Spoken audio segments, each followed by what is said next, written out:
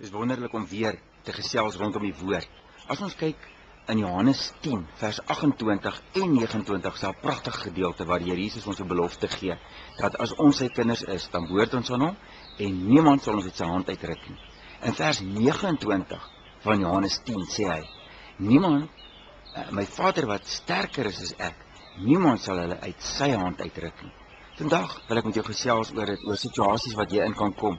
En almal van ons weet van situasies wat ons inkom, en ek wil hierdie bottel gebruik as 'n situasie en jou as die kurkprop.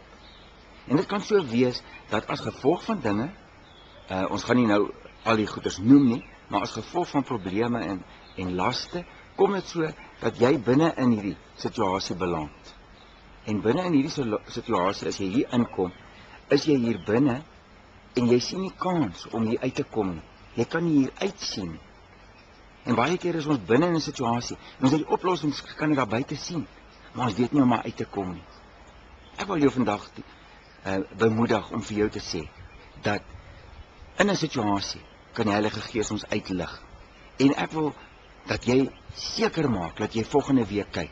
Elke Dinsdag gaan ek 'n video opsit.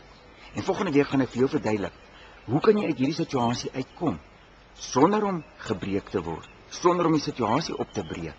Hierdie bottel gaan behoue bly en so ook die kurkprop, maar jy gaan uit die situasie uitkom deur die Heilige Gees te vertrou.